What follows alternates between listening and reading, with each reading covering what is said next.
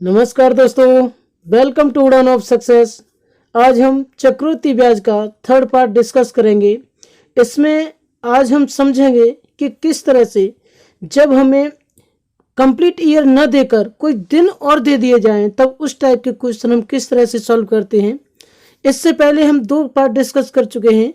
अगर आपने वो पार्ट अभी तक नहीं देखे हैं तो आप उन पार्ट को जाकर देखिए और उसका लिंक मैं वीडियो के डिस्क्रिप्शन बॉक्स में भी दे दूंगा, वहां से आप उस वीडियो को जाकर देख सकते हैं।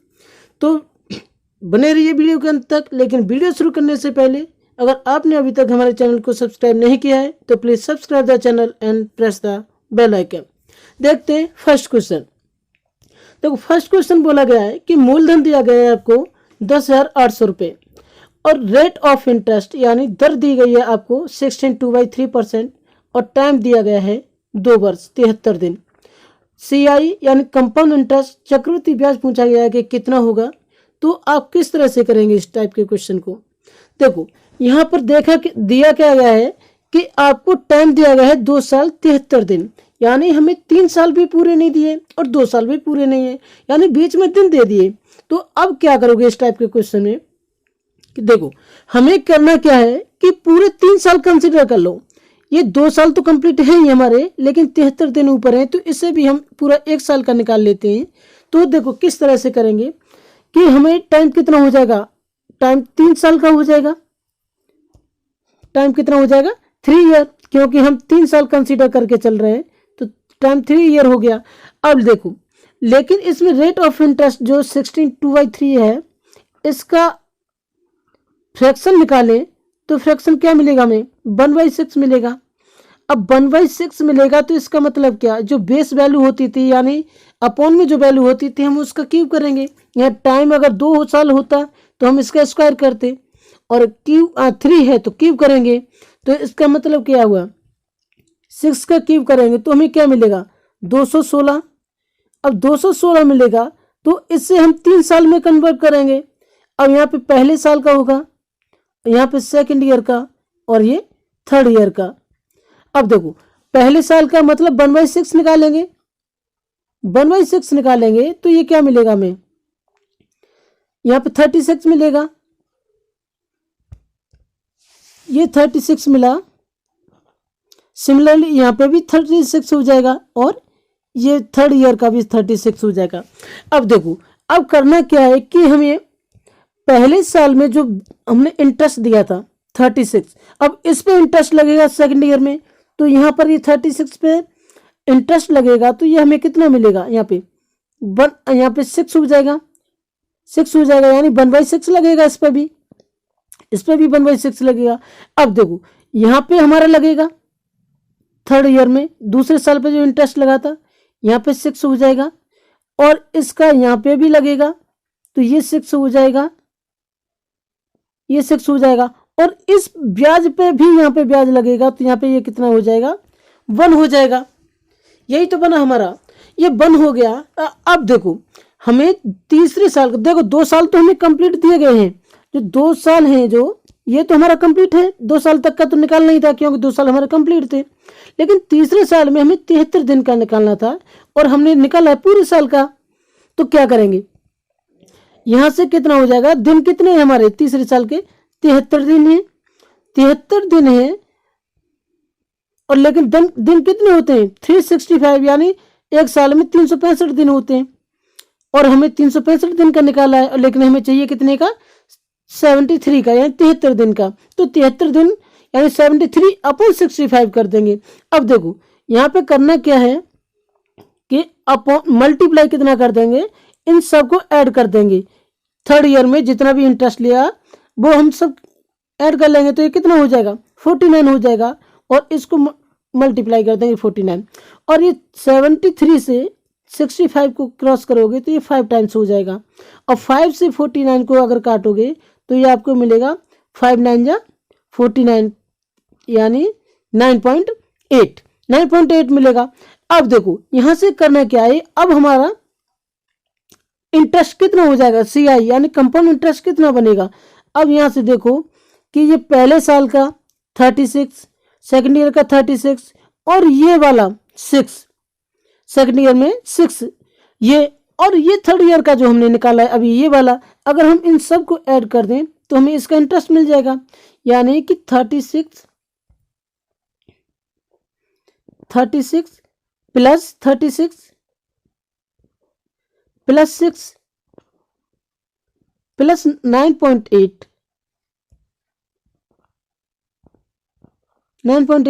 अब इसको अगर सबको ऐड करोगे तो हमें कितना मिल जाएगा, ये 87.8 हो जाएगा।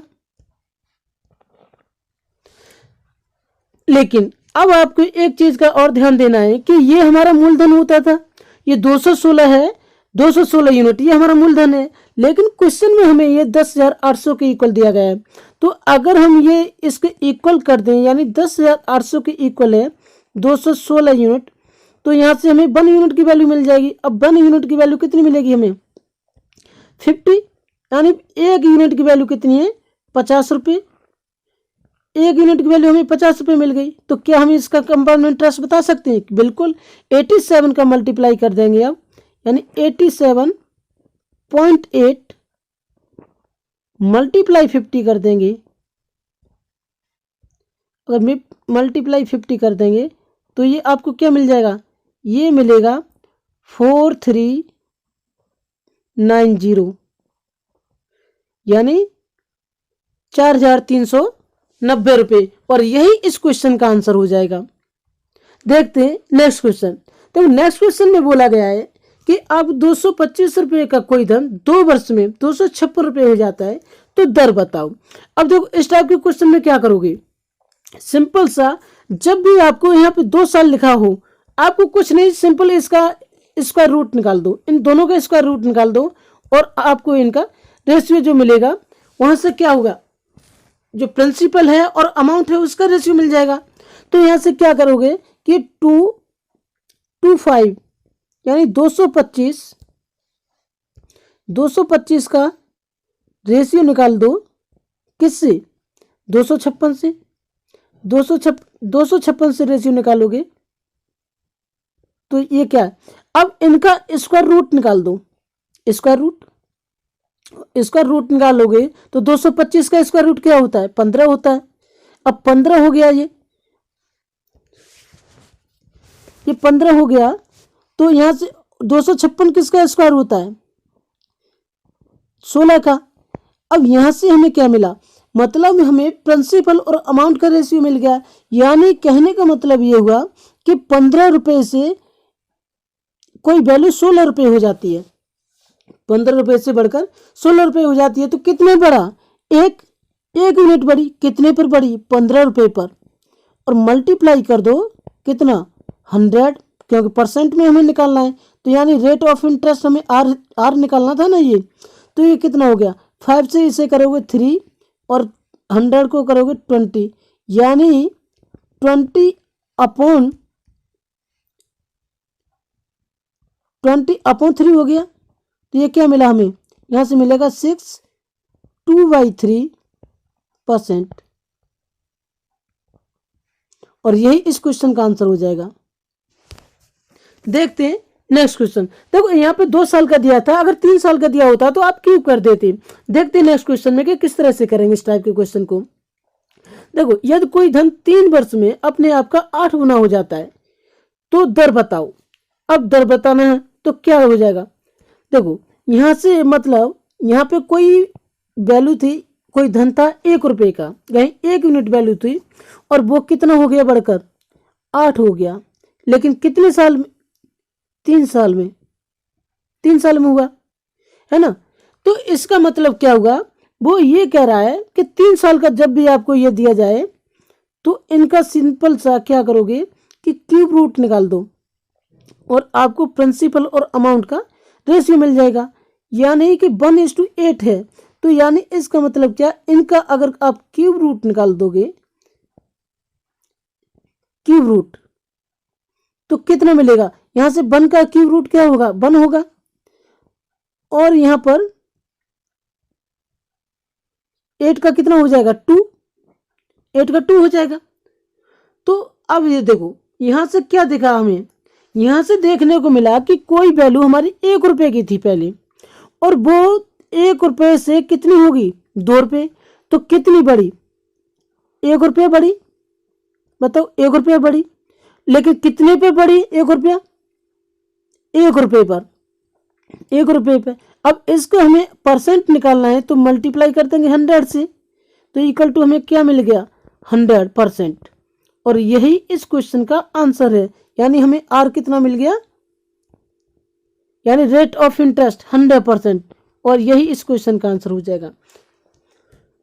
देखते हैं और क्वेश्चन देखते हैं इस लेवल के, और डिफरेंट टाइप के क्वेश्चन देखेंगे किस टाइप से करेंगे। देखो अब ये क्वेश्चन बोला गया है आपको कि यदि कोई धन 8 वर्ष में अपने से 3 गुना हो जाता है तो किस समय में वह अपने से 243 गुना हो जाएगा।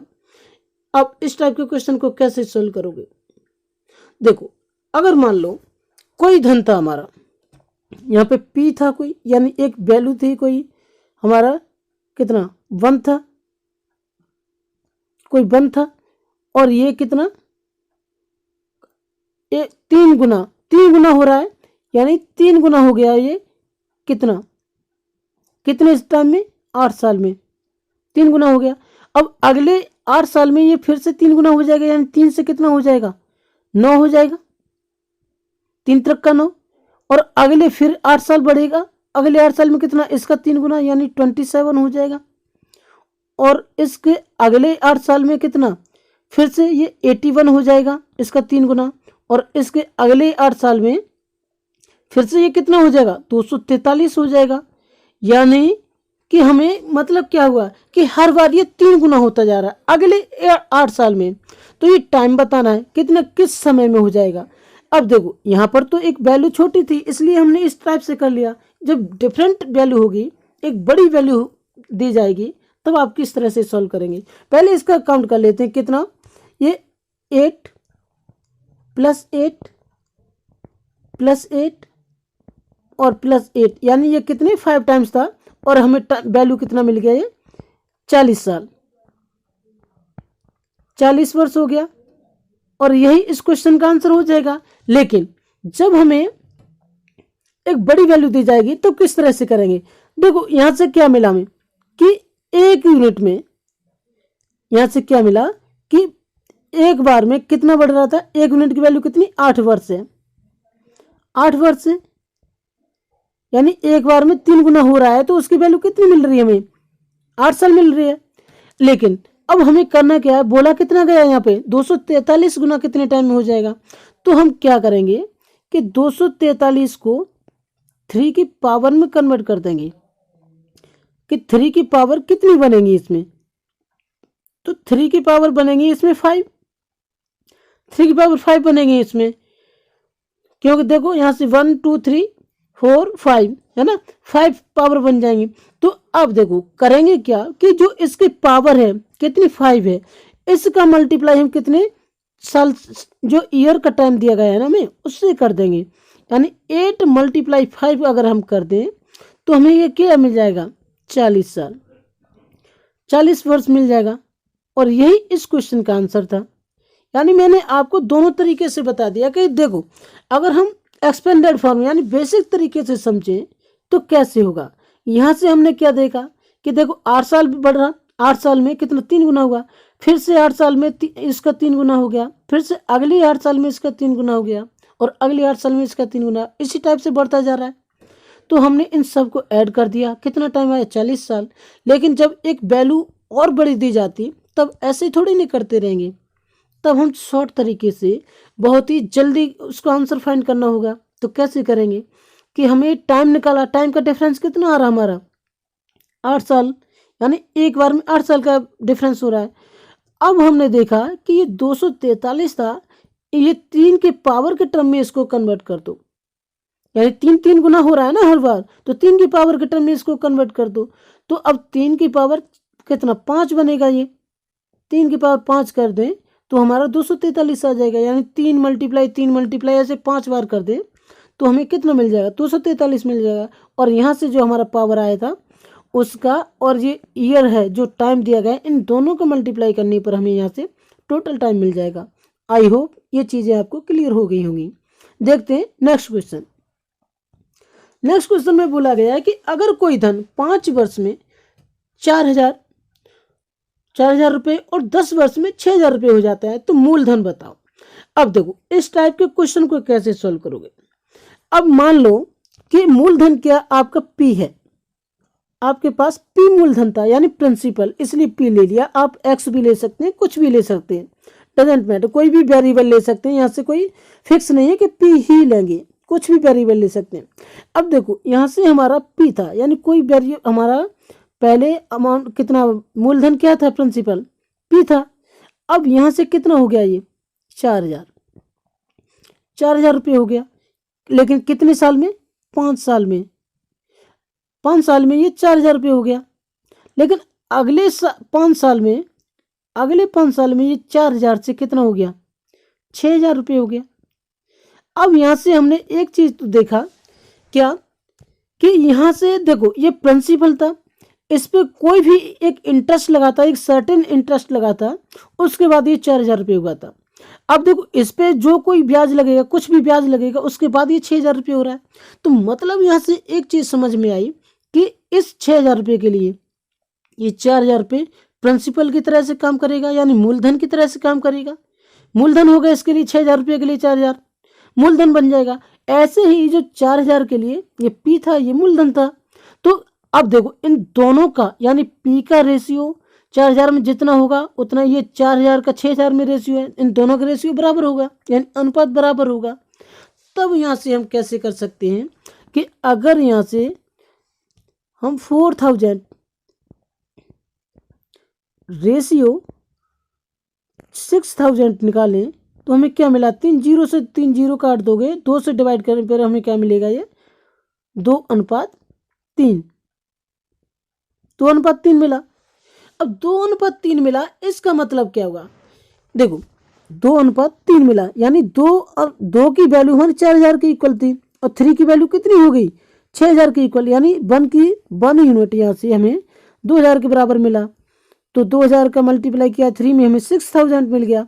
यानी कहने का मतलब ये हुआ कि हमें यहाँ पे ये 3/2 गुना मिल रहा है, यानी 3/2 गुना बन रहा है 4,000 का, तब ये 6,000 बन गया। 4,000 में अगर 3/2 का अगर गुणा कर दोगे तो 6,000 मिल रहा है। तो इसका मतलब ये हुआ कि ये प्रिंसिपल जो था हमारा, इसमें अगर हम मल्टीप्लाई कर दें 3/2 का तो हमें ये 4,000 के बराबर हो जाएगा। ये मतलब यही तो हुआ इसका, इन दोनों का इक्वल हो जाएगा। तो अब हम इनका मल्टीप्लाई करें तो ये क्या मिलेगा हमें कि P equal to, further solve करने पर क्या हो जाएगा, 4,000 मल्टीप्लाई 2 हो जाएगा और अपॉन में कितना हो जाएगा, ये 3 हो जाएगा। यानी यहाँ से क्या मिला हमें, ये इक्वल टू हो जाएगा 8,000/3, है ना।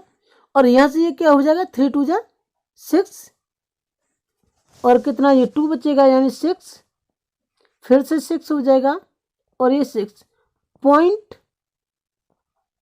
लगाएंगे यहाँ पे, 6 आएगा तो 6 7 लिख देंगे, है ना।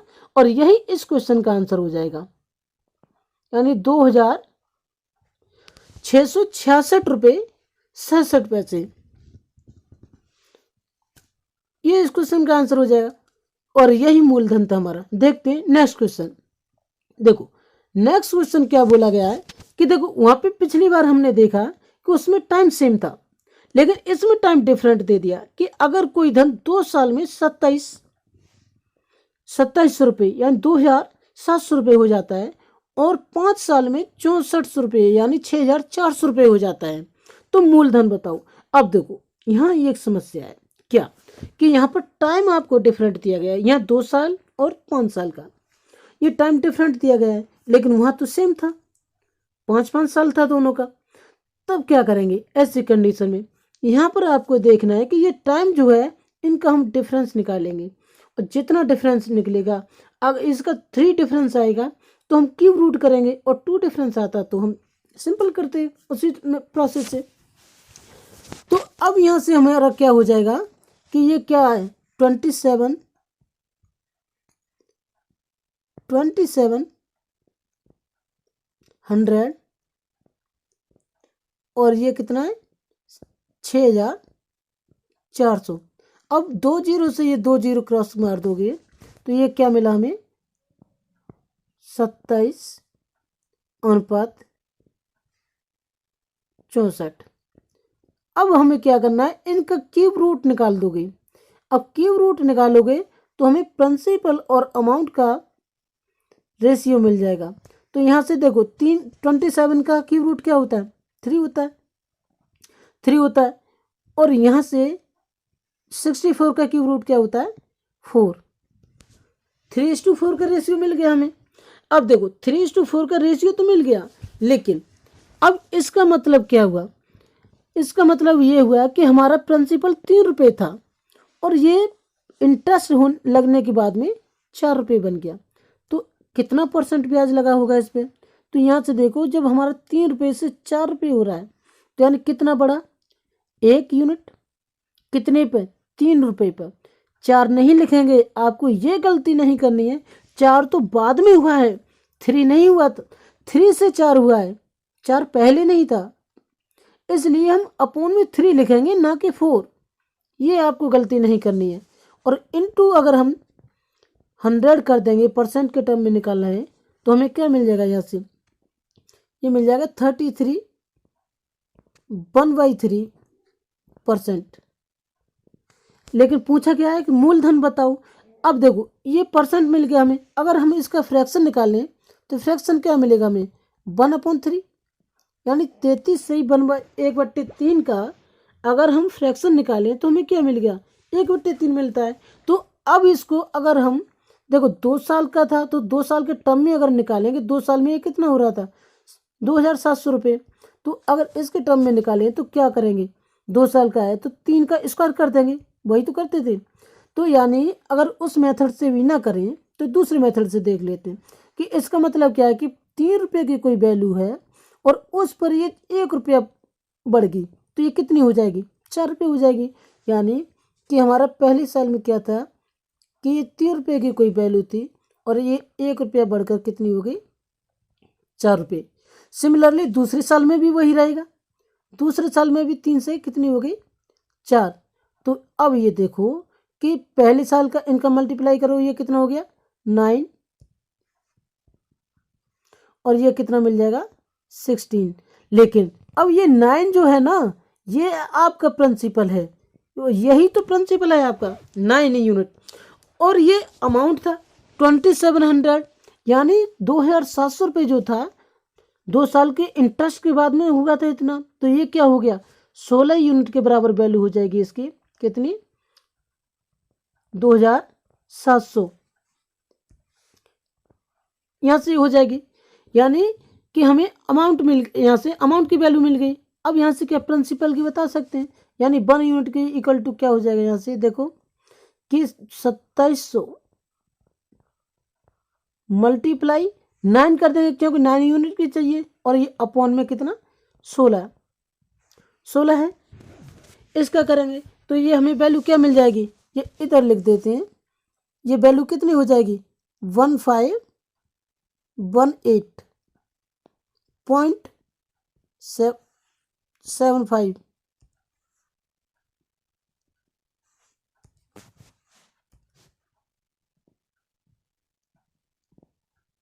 और यही इस क्वेश्चन का आंसर हो जाएगा।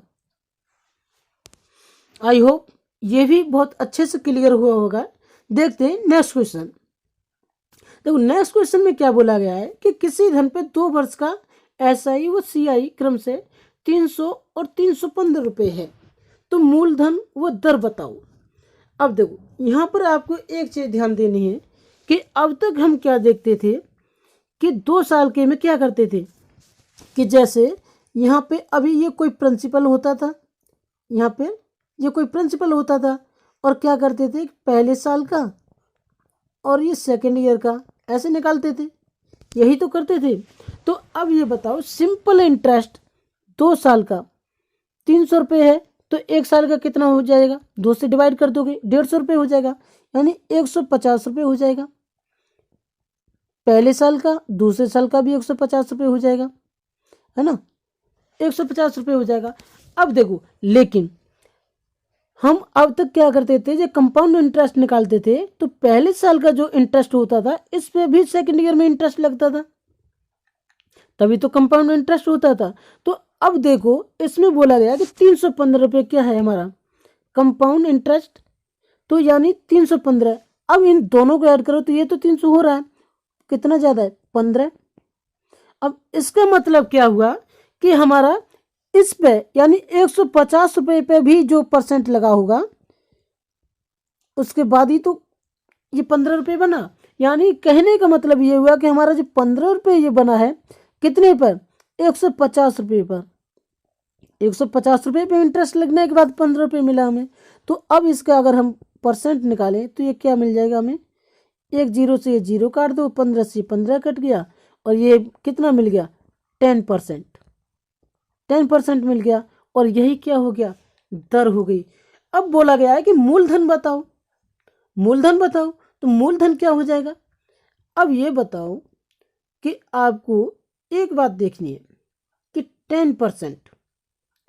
10% के रेट ऑफ इंटरेस्ट से आपको क्या मिल गया, ब्याज मिला यहाँ पे। लेकिन मूलधन यहाँ पे कैसे करते थे कि देखो इसको दो तरीके से कर सकते हो, या तो इसको फ्रैक्शन निकाल लो, इसका कितना हो जाएगा 1/10, है ना, 1/10 हो जाएगा, फ्रैक्शन हो जाएगा। यहाँ से एक कर सकते हो कि कैसे, ये कितना हो गया 10 का स्क्वायर करोगे क्योंकि 2 साल का था तो कितना 100, और यहाँ से ये कितना 10 यानी 1/10 निकालोगे पहले साल का, और यहाँ से ये भी 10, और इस 10 पे भी इंटरेस्ट दोगे तो यहाँ से ये 1 हो जाएगा। यानी यहाँ से हमें क्या मिला कि ये 21 की वैल्यू जो थी, इन दोनों की वैल्यू ये कितने के इक्वल थी हमारी, 315। 315 की इक्वल है ना, यही तो निकाला था हमने। यानी यहाँ से कितना हो गया 21 की वैल्यू जो है वो हमारी है 315 के इक्वल। तो यहाँ से 1 यूनिट की वैल्यू कितनी हो जाएगी, 1 यूनिट की वैल्यू हो जाएगी 21, और ये 5 105 यानी 15 यूनिट हो गई। अब हम इसका अगर मल्टीप्लाई कर दें 100 से, यही तो है हमारा प्रिंसिपल, तो यानी 100 मल्टीप्लाई अगर कर दोगे 15 से तो हमें क्या मिल जाएगा, ये प्रिंसिपल मिल जाएगा। तो ये कितना हो गया 1500 रुपये, और यही तो इस क्वेश्चन का आंसर है, यही इस क्वेश्चन का आंसर है। देखो ये 1500 रुपये हमने निकाला इस तरह से। अब दूसरा तरीका और कैसे निकाल सकते थे, यहाँ पे ऐसे और निकाल सकते थे कि ये 10% के बराबर वैल्यू कितनी है हमारी, 10%, यानी यहाँ पे कोई प्रिंसिपल था उसका 10% ही तो ये 15 निकाला था। अब 15 10% निकाला था तो इसको 100 बनाएंगे तो 10 से मल्टीप्लाई कर देंगे, सिंपल, सीधा से 1500 रुपये आ जाएगा। तो इस तरह से इस क्वेश्चन को हमने कर लिया। आई होप मैंने बहुत अच्छे से आपको सिंपल लैंग्वेज में और ये कंसेप्ट के लिए कराया, बहुत अच्छे से समझ में आया होगा। और वीडियो अच्छा लगा हो तो प्लीज़ लाइक शेयर और सब्सक्राइब करना ना भूलें। और हाँ, कमेंट करके ज़रूर बताना कि आपको वीडियो कैसा लगा। और इसके बाद जो अगला पार्ट आएगा उसमें मैं बताऊंगा आपको कि इंस्टॉलमेंट के क्वेश्चन किस तरह से सॉल्व करते हैं। जब हम कोई वस्तु इंस्टॉलमेंट पे खरीदते हैं, किस्तों पे खरीदते हैं, तो वो किस्त हमें चुकानी होती है, तो कितनी किस्त में चुकानी हो, कितने कितने पैसे देने हो, तो इस टाइप के क्वेश्चन में लेकर आऊँगा नेक्स्ट पार्ट में। तो तब तक आप स्वस्थ रहिए, मस्त रहिए।